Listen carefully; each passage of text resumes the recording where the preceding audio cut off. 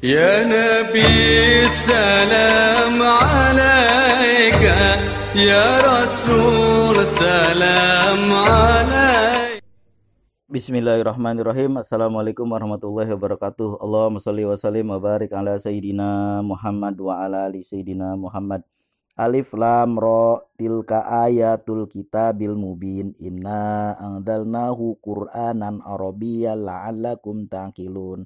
Nahnu naqusu 'alaika ahsanal qasasi bima auhayna ilaika hadzal Qur'an wa in kunta min qablihi laminal ghafilin. Ini surat Yusuf. Alif lam ra tilka ayatul kitabil mubin. Kami ini adalah menurunkan kepadamu ayat Quran yang jelas.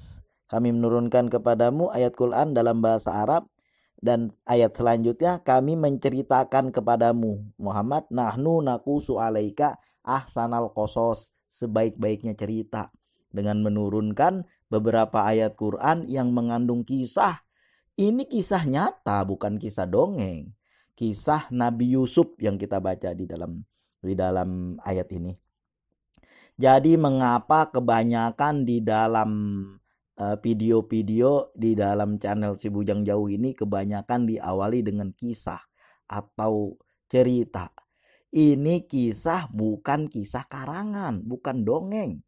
Ada sebagian pengalaman pribadi, ada sebagian juga kisah-kisah para ulama dan kisah-kisah orang biasa yang mendapatkan karomah, mendapatkan maunah dari beberapa perbuatan, misalnya membaca surat Al-Waqiah, membaca salawat, dan juga bersedekah dan yang lain-lainnya.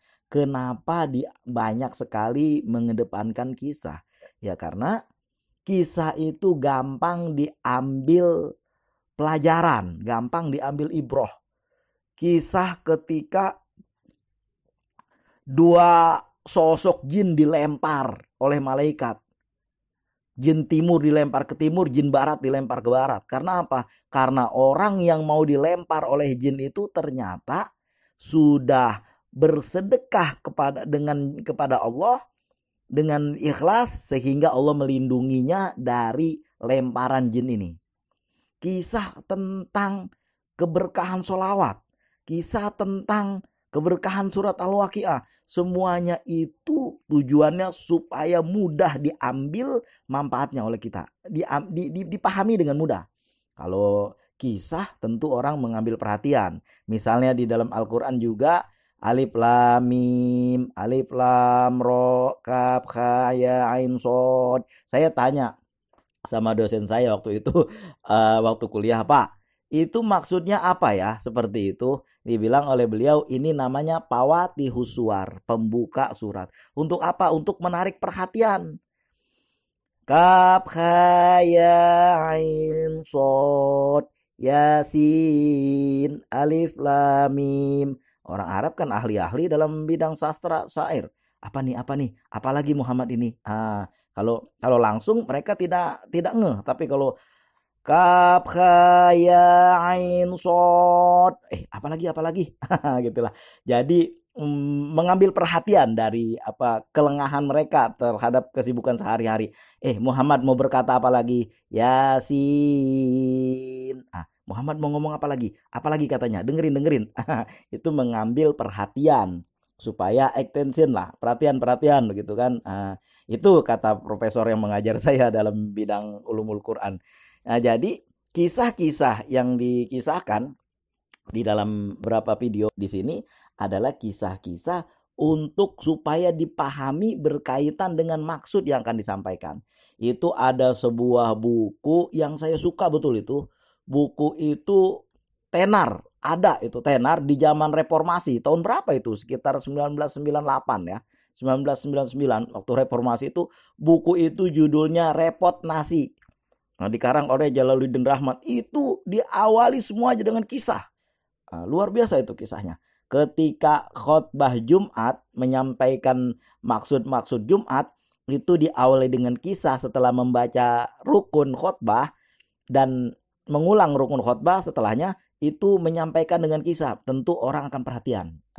Perhatian. Begitu juga beberapa kisah yang disampaikan akan diketahui oleh kita sebelumnya engkau tidak mengetahui. Sebelumnya engkau tidak mengetahui. Di dalam surat Yusuf ini disebut, ingatlah, sebelumnya kami menceritakan kepadamu Muhammad kisah yang paling baik dengan mewahyukan Al-Quran ini kepadamu, dan sesungguhnya engkau sebelum itu termasuk orang yang tidak mengetahui. Kita juga sama. Kita tidak mengetahui. Kisah arbitrase. Tidak disebut dalam Al-Quran, tapi di dalam sejarah. Kisah arbitrase. Apa itu? Tipu daya Abu Musa Al-Asy'ari. Tipu daya Abu Musa untuk menjatuhkan Ali dari kelompok Muawiyah. Saya lupa itu ya atau tidak Abu Musa. Yang jelas itu ada wakilnya. Setiap Ali punya wakil, dan Muawiyah juga punya wakil. Dibilang begini, sekarang Ali dan Muawiyah ini di dalam mereka itu saatlah itu dibilang ini kedua-duanya menimbulkan kerusuhan. Lebih baik dua-duanya kita turunin dulu. Nanti kita suruh masyarakat untuk memilih siapa yang menjadi khalifah sebenarnya. Setuju katanya. Oke, setuju. Dan sekarang kita turunkan dulu. Ali, karena engkau lebih tua, maka engkau dulu masuk. Abu Musa, kalau nggak salah saya ya, saya lupa siapa namanya ya. Nanti salah, saya lupa. Jadi disebutlah engkau dulu wakilmu. Majulah dia. Dia bilang begini, wahai saudara-saudara, karena mengikuti kurang lebihnya, karena mengikuti peraturan yang kita sepakati, sekarang untuk mencukupi pemilihan khalifah, saya menurunkan Ali. Dengan ini Ali turun jadi khalifah. Oke, udah Ali udah turun, udah. Sekarang utusan Muawiyah, apa dia bilang? Wahai saudara-saudara, katanya nih. Seharusnya dia kalimatnya menurunkan Muawiyah juga, tapi dia bilang apa? Wahai saudara-saudara, berhubung Ali sudah turun jadi khalifah, sekarang yang jadi khalifah adalah Muawiyah. Dia bilang kan, itu tipu muslihat. Tipu muslihat itu kita taunya dari mana? Dari sejarah. Kita taunya dulu waktu Ali punya adik, kalau nggak salah punya saudara lah kurang lebih, namanya Akil. Namanya Akil, adiknya Ali. Jadi waktu itu, waktu Muawiyah berkuasa, Akil disuruh mencela Ali. Kata Akil begini, wahai kaum muslimin, Muawiyah menyuruh saya untuk mencela Ali, maka celaklah dia. Kira-kira siapa yang dicela? Ali atau Muawiyah? Bahasanya menggantung. Kita tahu dari celaklah dia. Siapa yang kita celah? Wahai kaum muslimin, saya disuruh oleh Muawiyah untuk mencela Ali, maka celaklah dia. Siapa yang dicela? Ali atau Muawiyah? Nah, itu kita tahu dari mana? Dari kisah. Nah, itu dalam catatan sejarah. Lalu sejarah yang lain-lain di dalam perjalanan Islam, penyebaran Islam, dan kisah Bung Tomo di negara kita sendiri ketika revolusi fisik melawan Belanda. Bung Tomo berkata, membakar semangat pemuda-pemuda di Surabaya untuk melawan Belanda, untuk melawan Nika yang dibonceng oleh Inggris. Apa katanya? Setelah beliau berapi-api berpidato, beliau berkata, Allahu Akbar, Allahu Akbar, Allahu Akbar. Kata dia, kata Bung Tomo, kalau tidak ada kalimat Allahu Akbar, saya nggak tahu mau ngomong apa lagi. Katanya. Nah, kita tahu dari mana? Dari sejarah. Makanya sejarah itu mudah diambil pelajaran dari sejarah itu. Kita tahu Jenderal Sudirman selalu menjaga wudhu. Kita tahu Jenderal Sudirman sakit paru-paru, TBC. Kita tahu dari mana? Dari sejarah. Makanya betapa pentingnya sejarah. Sejarah itu mempunyai cabang berasal dari bahasa Arab. Sejarah, sajaroh, pohon, yaitu yang mempunyai beberapa cabang. Nah, jadi makanya banyak sekali di dalam video-video di sini yang mengemukakan tentang kisah-kisah. Dan kisah dari Al-Quran, dari sejarah, dan dari orang-orang tua kita. Mudah-mudahan dapat dipahami, mudah-mudahan dapat dimengerti dengan membaca sejarah. Dan kalaupun ada cerita, ya cerita itu yang dikatakanlah diambil dari buku 1001 Malam. Misalnya Laila Majnun, misalnya nih.